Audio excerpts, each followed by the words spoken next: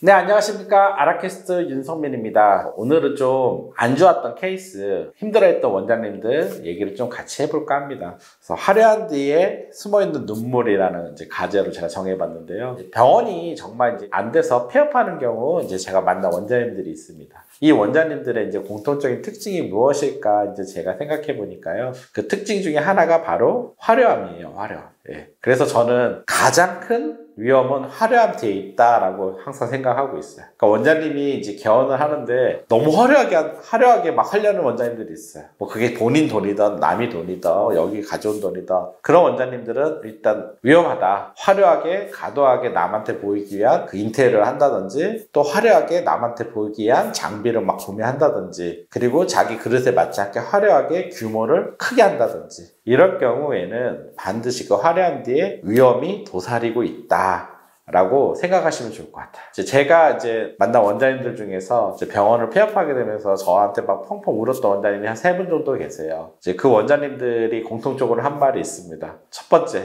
정말 열심히 좋은 병원 만들려고 했는데 큰 병원, 위대한 병원 한번 만들어 보려고 진짜 내가 한 거는 열심히 노력한 것밖에 없는데 도대체 왜 나는 지금 이렇게 상황이 되었는가 이 얘기를 되게 많이 하세요. 맞죠. 모든 사람들이 개원하고 성공하기 위해서 엄청난 노력을 하죠. 그런데 어느 순간 이제 뭔가 잘 안 돌아가고 힘든 거예요. 그러니까 그 힘들어지는 것 중에서 이제 여러 가지 문제 중에 가장 큰 문제가 이제 재정적 문제인 거잖아요. 재정적으로 수익이 안 나면서 적자가 커지면서 이제 문을 닫는 문제까지 발생하게 됩니다. 그러면 이제 왜 이제 그런 일들이 또 발생할까라고 보면은 첫 번째 제가 이제 화려함 뒤에 있다고 그랬잖아요. 가다한 지출이에요. 생각한 것보다 너무 초반에 가다하게 화려함에 신경 쓴 거죠. 그래서 제가 매번 얘기하는데 개원은 누구한테 보여주려고 하는 게 없다. 그렇잖아요. 우리가 경영을 왜 합니까? 경영을? 우리가 이제 직장 생활도 직장 생활하는 최고의 목표는 우리가 이제 옛날처럼 뭐 산에 가서 자아 실현하는 게 아니잖아요. 결국 일을 통해서 내 삶을 살아가야 되고 그 내 삶에 어떤 이루고자 하는 자아 실현들을 만들어가는 하나의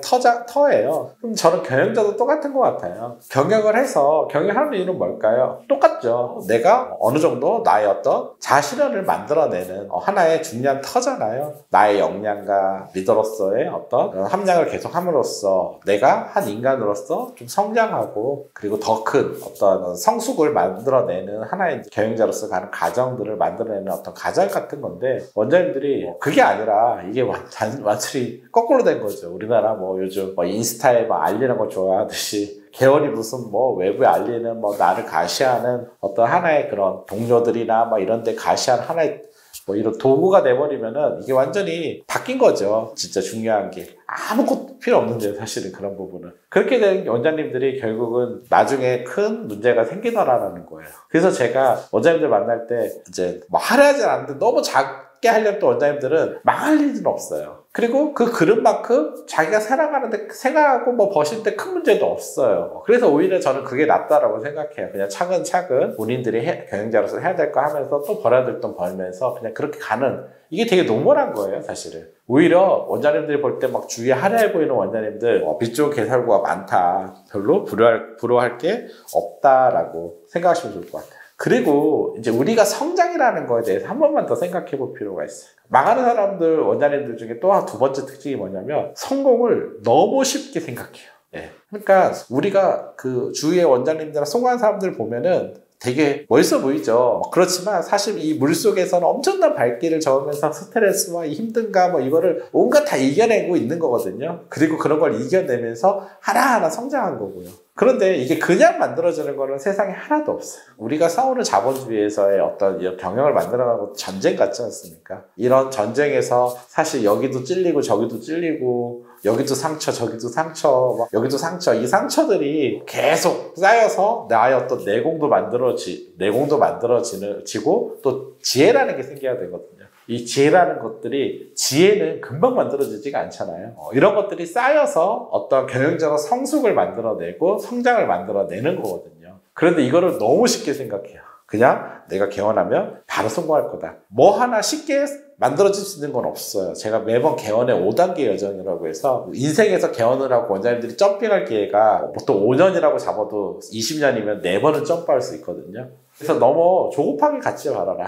좀 여유있게 갖고 오히려 4년 동안 무엇을 준비하고 탄탄하게 만들어낼 거냐. 그렇게 준비하신 원장님은 반드시 4년 뒤에 점프하세요. 그리고 4년 뒤에 점프할 때 내 역량만큼 또 점프를 하실 거고 또 8년 뒤에는 그 쌓인 역량만큼 더 큰 점프를 하실 거고요. 이렇게 성장한 병원은 절대 무너질 일이 없어요. 왜요? 리더가 내가 그만한 그릇이 됐을 때 만들어지는 거는 경영이 무너질 일이 많이 없습니다. 근데 리더가 그릇이 안 됐는데 겉에 뼈대가 튼튼하지가 않은데 뭐 큰 걸 쓰면 무너질 수밖에 없잖아요. 그럴 때 무너지는 겁니다. 그래서 저는 원장님들이 하나하나 단계적으로 내가 리더로서 성장할 그림을 천천히 오히려 좀 더 단계적으로 잘 그리시고요. 그리고 그런 단계에 맞춰서 내가 이렇게 내 병원을 탄탄하게 성장시키겠다라는 그림을 그리셔야지 큰 어려움이 없다라는 거예요. 네, 제가 그런 원장님들을 만나면서 참 화려한 게 하나도 부럽지 않구나라는 생각을 많이 합니다. 그리고 뭐 주위에 지금 뭐 저는 이제 기업가들도 그렇고 막 지금 상장하는 스타트업 재작년에 상장했고 뭐 조가치다 뭐 8천억 가치다 했던 기업들도 올해 엄청나게 힘들어서 하루살이처럼 힘들다 내년에 뭐 망가진다 이런 기업들도 많습니다. 이게 참 무슨 의미가 있을까라는 생각을 많이 하는데요. 그래서 너무 막 화려하게 막 주위에서 그런 거에 대해서 너무 신경 쓰지 마시고요. 또 부러워하지 마십시오. 진짜 탄탄한 거는 내가 원하는 병원, 정말 내가 만들고 싶은 병원을 그냥 착실하게 하나하나 만들어가는 원장님들이에요. 정말 탄탄해요. 우리 최근에 경영 컨퍼런스에 강의 원장님들 또 저녁에 같이 얘기하면서 느낀 건데 그냥 탄탄하게 본인들이 가야 될 걸 만들어갈 뿐이에요. 그러다 보니까 병원이 맞춰서 성장이 되는 거예요. 그렇게 성장한 병원은 또 어디 지역에 확장 어디를 해도 또 성공할 수밖에 없어요. 왜냐 그만한 탄탄한 내공을 갖췄기 때문이겠죠. 그래서 저는 원장님들이 그런 탄탄한 발전을 성공을 만들어내는 단계적인 성장을 만들어내는 길을 잘 걸어갔으면 좋겠습니다. 감사합니다.